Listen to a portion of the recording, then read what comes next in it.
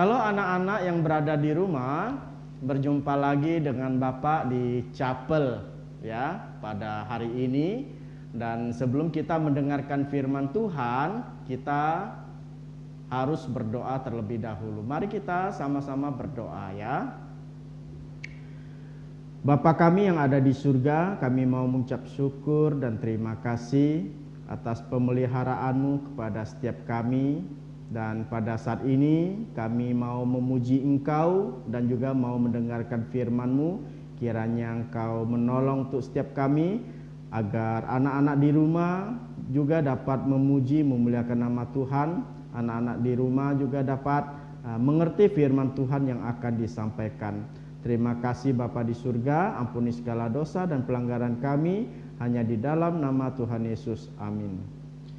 Oke, selanjutnya kita akan memuji Tuhan dua buah lagu ya. Yang pertama kita memuji Tuhan yaitu Si Semut yang Kecil. Ya, apa? Si Semut yang Kecil. Dan yang kedua adalah Tanda Paku. Oke, mari kita sama-sama memuji Tuhan. Anak-anak di rumah juga boleh buka suara memuji Tuhan bersama-sama dengan Bapak ya.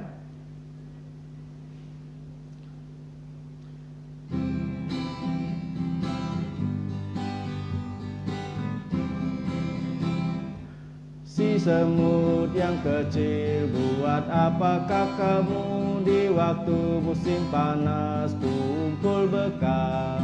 Meski kau kecil lemah, Allah Bapa pelihara, apalagi orang yang percaya. Tanda paku di kaki dan tangan, tanda cinta, tanda cinta. Tanda tombak menusuk di lambung, tanda cintanya Tuhan. Itu semua sudah Tuhan terima, guna selamatkan yang ikut Dia. Selama orang yang tidak melihat, tapi percaya juga. Oke, kita sudah memuji Tuhan dan saatnya kita akan mendengarkan firman Tuhan. Anak-anak, silakan duduk dengan manis, diam untuk mendengarkan firman Tuhan. Oke. Halo anak-anak yang berada di rumah. Hello children at home. Apa kabar semuanya? How are you?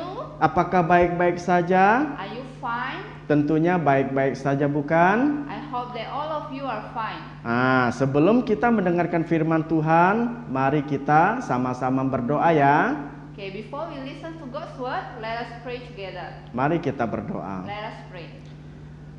Bapa di surga, Our Father in heaven, kami mengucap syukur dan terima kasih we thank Thee atas kebaikan-Mu di dalam kehidupan kami. for Thy goodness in our life. Terima kasih untuk hari ini, We thank Thee for today, di mana firman Tuhan akan disampaikan that we will listen to Thy word. kepada anak-anak yang berada di rumah.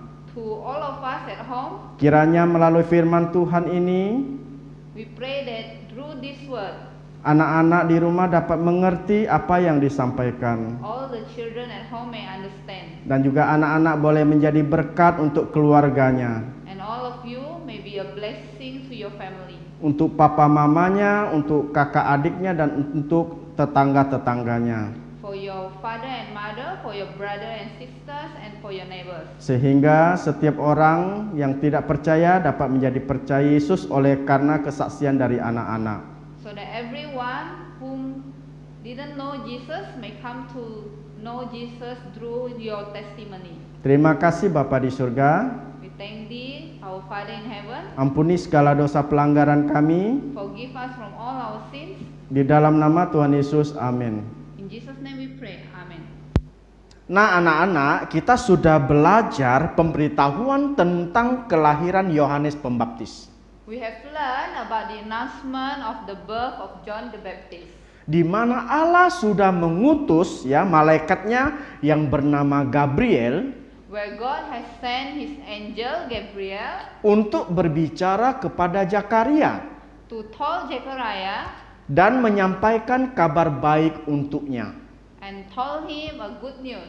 Apa kabar baiknya anak-anak? What is that good news? Kabar baiknya adalah bahwa Zakaria dan Elizabeth akan mempunyai keturunan. That good news was Zechariah and Elizabeth will have a son. Nah, itu adalah kabar baik ya. That's the good news. Nah, kita juga sudah belajar pemberitahuan tentang kelahiran Yesus. We also have learned about the announcement of the birth of Jesus, Di mana malaikat Gabriel juga diutus untuk memberitakan kabar baik kepada Maria. where the angel of God, Gabriel, also sent to Mary to tell her good news. Bahwa Maria akan mengandung dan melahirkan seorang putra. That Mary will conceive and give birth to a son, Dan akan diberi nama Yesus. and he shall name Jesus. Nah, setelah pemberitahuan tersebut, After that announcement, beberapa waktu kemudian Maria yang merupakan sanak dari Elizabeth after some times, Mary, who is relative of Elizabeth, mengunjungi sanaknya yaitu Elizabeth. visited Elizabeth. Di sini kita bisa melihat ya anak-anak ya, Here we can see di mana puji-pujian dari Elizabeth dan juga Maria. the praises of Mary and Elizabeth. Mereka bersukacita. They are rejoicing. Bersukacita karena apa? Karena mereka akan mempunyai keturunan. They are rejoicing because they will have a son. Bahkan Maria juga mengatakan, Even Mary said, jiwaku memuliakan Tuhan my soul do magnify the Lord, dan jantungku bergembira karena Allah juru selamatku. and my spirit has rejoiced in God my Savior. Nah, kalau kita melihat di Injil Lukas pasal 1 ayat 57, Bapak akan membacakannya. Then if you open your Bible and see in Gospel of Luke chapter 1 verse 57, Kemudian genaplah bulannya bagi Elizabeth untuk bersalin dan ia pun melahirkan seorang anak laki-laki. now Elizabeth full time came that she should be delivered, and she brought forth a son. Di sini kita melihat ya, dengan kelahiran putra laki-laki ini, Here we see that through the birth of this son, tergenapilah firman atau janji Tuhan yang diberikan melalui malaikat kepada Zakaria. the word of God was fulfilled. Yang diberikan melalui malaikat kepada Zakaria The word was sent by the angel to Zechariah di dalam Lukas pasal 1 ayat 13. in Luke chapter 1 verse 13. Sekalipun yang dijanjikannya itu mustahil, Even though that the promise seems to be impossible, karena mereka berdua sudah tua, bukan? because both of them were old, Dan Elizabeth juga mandul. and Elizabeth was barren. Tetapi ternyata janji itu ya tergenapi. But then the promise fulfilled. Jadi untuk Allah ya tidak ada yang mustahil. So there is nothing impossible for God. Nah, selanjutnya kita lihat di ayat 58. Okay, then we see in verse 58.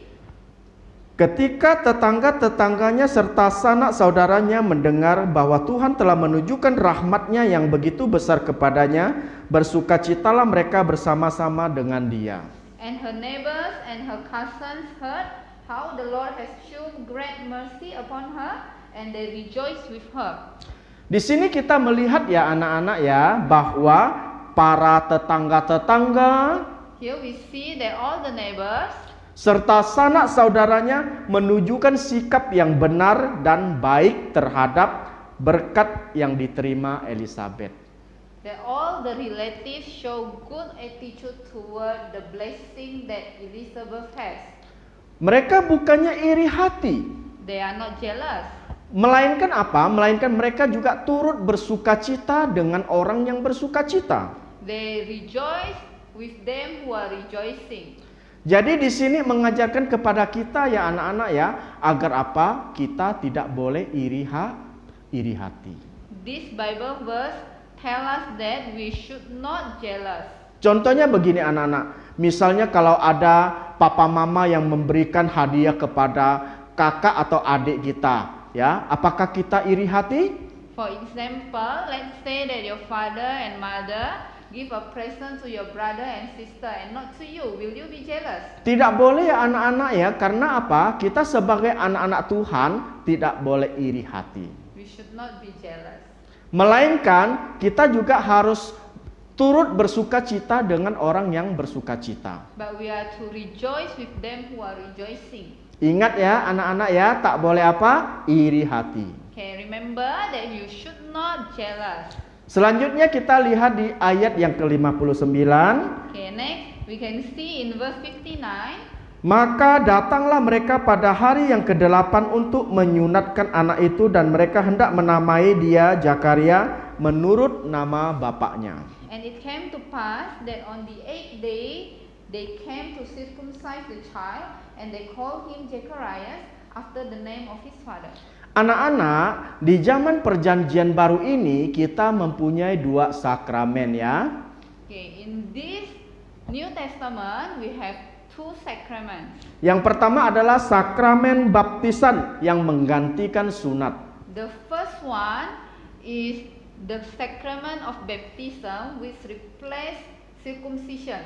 Artinya semua orang yang sudah percaya Yesus harus apa? Harus dibaptis. It means that every believer, everyone who believes in Jesus must be baptized. Sakramen kedua adalah perjamuan kudus yang menggantikan perjamuan Paskah. The second sacrament is the Lord's Supper which replaces Passover. Jadi anak-anak harus ingat ya, apa? Ada 2 sakramen, yaitu sakramen baptisan dan juga sakramen perjamuan kudus. So you have to remember there are 2 sacraments. The first one is sacrament of baptism, and the second one is sacrament of the Lord's Supper. Di ayat 59 kita juga bisa melihat ya, bahwa pada hari penyunatan itu juga dilakukan pemberian nama kepada anak itu. In verse 59 we can see that on that circumcision day the baby will also be given a name. Mereka ingin memberikan nama Zakaria menurut nama bapaknya. They wanted to name this baby boy Zechariah as his father. Tetapi Elizabeth menolak tegas dengan usulan itu. But Elizabeth doesn't agree. Dan berkata bahwa anak itu ya harus diberi nama Yohanes. She said that this baby boy must be named John. Kalau anak-anak melihatnya di ayat 60. If you see in verse 60. Mengapa Yohanes? Why John? Karena di dalam Injil Lukas pasal 1 ayat 13, malaikat menyampaikan firman Tuhan. Because in Luke chapter 1 verse 13, the angel delivered the word of God. Yang memerintahkan supaya anak itu diberi nama Yohanes. That command that this baby boy must be named John. Di sini kita bisa melihat ya anak-anak suatu teladan yang baik dari Elizabeth. Here we can see a good example from Elizabeth. Ia berani menentang tradisi dan usul dari banyak orang. She dared to say no to all the traditions and all the suggestions from many people. Demi ketaatannya kepada Tuhan loh anak-anak. For her obedience to the Lord. Selanjutnya mereka bertanya kepada Zakaria dengan menggunakan bahasa isyarat kalau kita membacanya di ayat 62. Then they asked Zechariah using a body language if we see in verse 62. Ini menunjukkan bahwa Zakaria itu bukan hanya sekedar bisu. This verse tell us that Zechariah not only dumb tetapi juga tuli. but also deaf. Dan di ayat 63 ya kita melihat bahwa Zakaria menuliskan nama putranya adalah Yohanes. And we see in verse 63, Zechariah wrote his son name John. Sama seperti Elizabeth.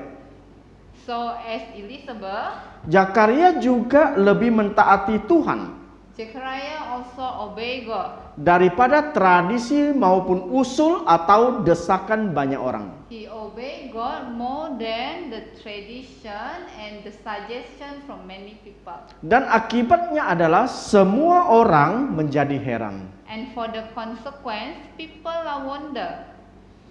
Yaitu di ayat 63b. We can see in verse 63b. Dan di ayat 64 Zakaria dapat berbicara kembali. And in verse 64, Zechariah is able to speak again.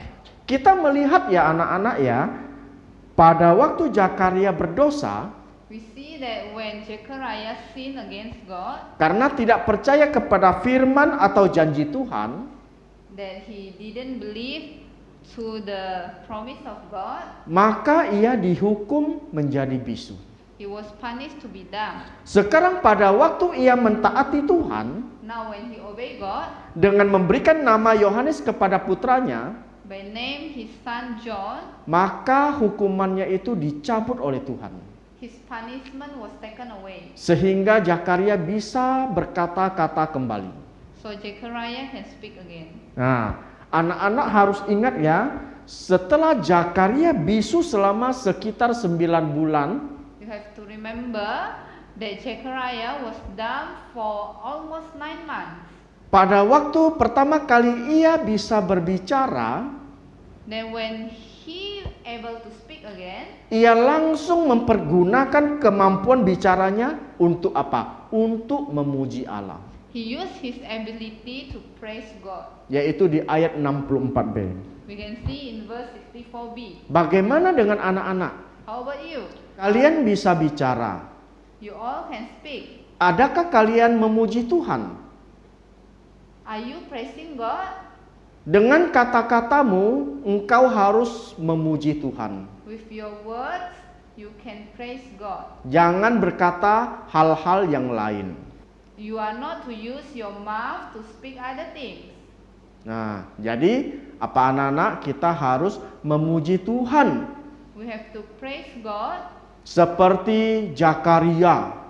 like Zechariah. Nah, dihukum Tuhan tidak bisa bicara selama 9 bulan. He was punished to be dumb for 9 months. Oleh karena ketaatan Zakaria, ya, hukuman Zakaria dicabut oleh Tuhan sehingga dia dapat berbicara kembali. Because of his obedience, his punishment was taken away from him so that he can speak again. Dan pada akhirnya kalau kita melihat di ayat 65 dan 66, And finally, if we see in verse 65 and 66, orang-orang menjadi takut. people become afraid. Takut di sini artinya itu ya, takut yang bersifat hormat. The word afraid here means respect. Nah, dan orang-orang membicarakan hal itu, And people talk about this thing, merenungkannya meditate upon it, dan bertanya-tanya, and question among themselves. menjadi apakah anak itu nantinya. What manner of child shall this be? Pada akhirnya kita semua tahu ya anak-anak ya, At the end, we all know that bahwa Yohanes Pembaptis John the Baptist, dia akan membaptis banyak orang. he will baptize many people. Dia akan mendahului Tuhan He will come before Jesus to make a way for him, untuk Tuhan. for the Lord. Hari ini kita sudah belajar So today we have learned kelahiran Yohanes Pembaptis. the birth of John the Baptist. Kiranya melalui firman Tuhan ini, I hope that through this short message, anak-anak di rumah juga dapat terberkati. you all will be blessed. Mari kita berdoa. Let us pray. Oke anak-anak, mari kita berdoa. Bapa kami yang ada di surga, mengucap syukur dan terima kasih atas firman-Mu yang begitu indah. Kiranya firman-Mu dapat terukir di dalam lubuk jantung kami. Secara khusus anak-anak yang mendengarkan firman-Mu, kiranya Engkau berkati. Terima kasih Bapa di surga. Inilah doa kami, ampuni segala dosa dan pelanggaran kami, hanya di dalam nama Tuhan Yesus. Amin. Sampai di sini dulu ya chapel kita pada hari ini, dan kita akan bertemu kembali di chapel yang akan datang. Dadah, sampai jumpa.